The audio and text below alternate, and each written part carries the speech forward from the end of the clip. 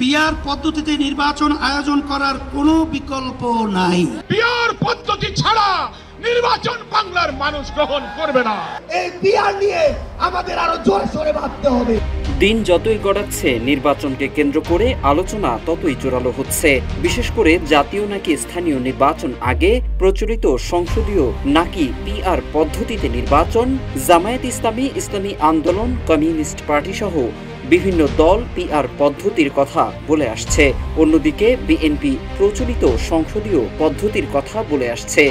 যারা স্থানীয় সরকারের নির্বাচন জাতীয় সংসদের নির্বাচনের আগে চায়, তাদের একটি উদ্দেশ্য আছে, হয় নির্বাচন বিলম্বিত করা অথবা বাংলাদেশের নির্বাচন না হওয়া। বিএনপির স্থায়ী কমিটির সদস্য সালাহ উদ্দিন আহমেদ বলেন, যারা পিআর পদ্ধতিতে নির্বাচন চাচ্ছেন তাদের উদ্দেশ্য আছে। তারা নির্বাচন বিলম্ব অথবা নির্বাচন বানচাল করতে চায়।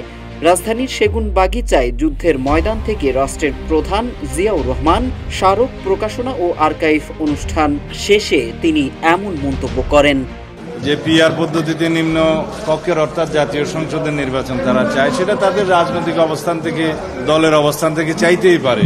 বাংলাদেশে এই আনুপাতিক হারে নির্বাচনের জন্য কোনো ইতিহাস নাই।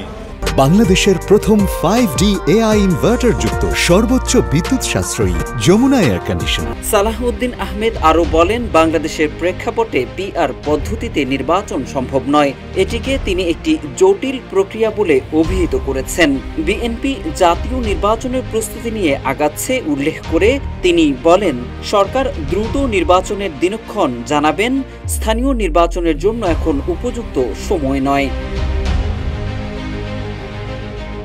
এদিকে ইসলামী আন্দোলনের মহাসমাবেশে যোগ দিয়ে জামায়াত ইসলামীর সেক্রেটারি জেনারেল মিয়া গোলাম পরোয়ার বলেন, পিআর পদ্ধতি ছাড়া নির্বাচন দেশের মানুষ মেনে নেবে না।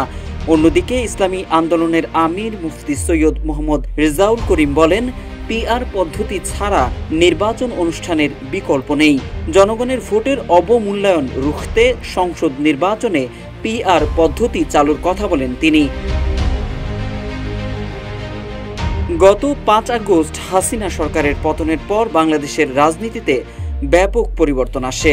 অন্তর্বর্তী সরকার গঠনের পর নির্বাচনী ব্যবস্থার সংস্কারের লক্ষ্যে গঠিত কমিশন নানা প্রস্তাবনা উপস্থাপন করেছে। তবে নির্বাচন ইস্যুতে রাজনৈতিক দলগুলোর মধ্যে স্থানীয় সরকার নির্বাচন ও জাতীয় নির্বাচন এবং পিআর পদ্ধতি নিয়ে পক্ষে বিপক্ষে বেশ আলোচনা চলছে।